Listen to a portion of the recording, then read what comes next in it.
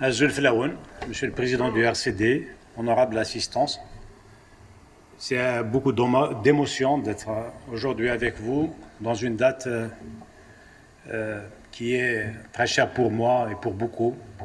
Ça fait 37 ans, personnellement j'étais dans cette salle à la création du RCD. Je vais compléter un petit élément historique par rapport à ce qu'a dit M. Farjla tout à l'heure en disant que c'est après octobre, non, le RCD, le projet du RCD, le projet de la création d'un parti politique a été acté dans le regroupement qui s'est tenu au mois d'août dans le regroupement à Sidi Khalifa.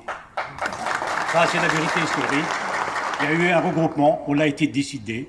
Ce qu'on pourrait appeler le courant berbériste, ou bon, le courant qui défendait les valeurs que nous défendons aujourd'hui à travers le RCD, c'était acté. Donc il y avait à la rentrée sociale, il était nécessaire de marquer une rupture et déclarer la naissance d'un mouvement politique, même durant le parti unique.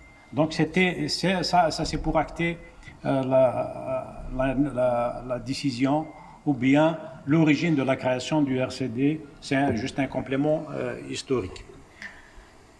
Il y a beaucoup d'émotions parce que cette minute de silence qui a été faite en honneur de Cheikh Mimi et pour tous les militants que nous avons perdus est quelque chose d'extraordinaire. Parce que le plus grand, beaucoup d'émotions,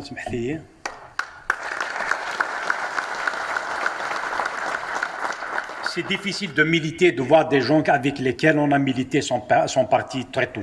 Ça, c'est des choses quand même très difficiles à supporter. Donc, il faut, nous tous qui sommes ici, nous devons porter ce message, cette volonté de lutter, cette volonté de réaliser ce rêve pour lequel ils sont partis, à savoir une Algérie libre et démocratique. Donc, si vous permettez, j'ai préparé un petit speech comme ça, un petit drara, pour ne pas m'étaler trop.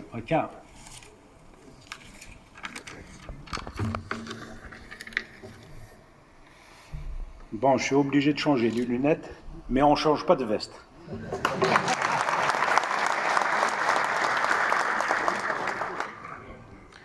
Monsieur le Président du RCD, c'est un honneur et un plaisir de me retrouver avec des amis et des camarades avec lesquels j'ai partagé un combat qui va, pour certains, jusqu'à la création du RCD le 9 février 1989 dans cette même salle. On n'est pas loin de 40 ans de lutte et le RCD, contre vent et marée, est resté debout et fidèle aux valeurs qui l'ont fondé. La démocratie, le développement et le respect de la diversité culturelle, un attachement irréductible aux droits de l'homme. Dans ces temps où l'autoritarisme veut s'imposer comme le seul mode de gestion du pays, le RCD continue de se battre avec ses militants, avec d'autres forces, pour mettre l'Algérie dans la voie qui est la sienne, la gouvernance sous un régime de liberté, d'une justice indépendante et d'un État de droit. Nous vivons aujourd'hui des moments très difficiles et le contexte est particulièrement inédit. L'activité politique la plus simple que celle de donner son opinion est assimilée à un acte subversif et vous rend passible de prison. La société civile est sous contrôle, sous un contrôle que nous n'avons même pas connu durant le parti unique. Les syndicats professionnels, quand ils ne sont pas frappés d'interdiction, sont réduits à une existence d'appareil, sommés d'approuver et d'applaudir la démarche gouvernementale en toutes circonstances, renforçant la logique néopatrimoniale qui, in fine, ne sert ni les travailleurs ni le système productif national. On est loin de l'espoir suscité par le Hirak, le mouvement populaire qui a ouvert la voie à une nouvelle refondation nationale. Le RCD, fidèle à ses principes, s'est maintenu dans cette même démarche. Et pour cela, il a subi toutes les entraves inimaginables, jusqu'à l'option de la dissolution. C'est pourquoi aujourd'hui, Être derrière le RCD, c'est être devant les luttes pour sauver le pays.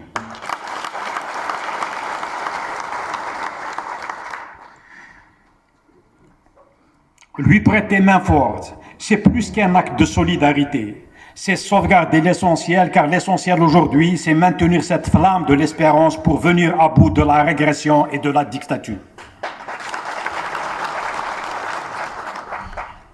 La responsabilité du RCD, je le dis, est immense, tant les enjeux sont importants. Tout en maintenant son identité politique, il doit faire l'effort de trouver les voies et moyens pour s'ouvrir à toutes les sensibilités, à tous les courants, pour réaliser le rassemblement qui va regrouper toutes les patriotes de ce pays. Notre émiettement par le passé notre émiettement a été une erreur. Aujourd'hui, il constitue une faute lourde. Les échéances électorales à venir ne doivent en aucun cas être considérées comme une finalité, mais plutôt intégrées dans une vision globale avec pour seule stratégie la constitution d'une alternative démocratique à long terme. S'il faut une raison pour le comprendre, il faut se référer aux amendements mis en avant par le pouvoir dans la loi sur les partis politiques, dont le résumé est le suivant: balancé entre le contrôle judiciaire et le contrôle administratif. Reste à savoir comment mobiliser les citoyens, comment les inviter à renouer avec le combat politique. La régression et la répression est un handicap majeur, mais la répression n'explique pas tout. C'est, je crois, par cette question essentielle qu'il faut commencer. La politique est au cœur du corps social. Nous devons tous, en toute humilité, essayer de trouver des réponses pour rendre les solutions opérationnelles. Je suis sûr que le RCD, à travers sa direction actuelle, saura jeter les passerelles entre toutes les énergies du pays pour arriver à une convergence forte et durable. Vive le RCD, je vous remercie.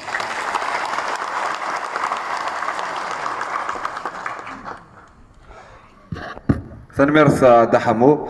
Par omission, j'ai oublié, bien que vous le sachiez probablement, que Dahamo Boumdine fut un détenu politique arrêté à la suite du mouvement populaire de février 2019. Ils sont d'ailleurs nombreux aujourd'hui, ceux qui ont dû subir la répression du pouvoir en place. Je tiens d'ailleurs à appeler l'un d'eux pour prendre la parole là tout de suite. Dal Khadar Bishar.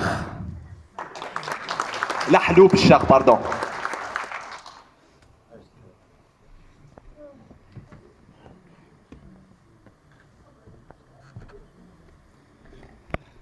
أزر في اللون.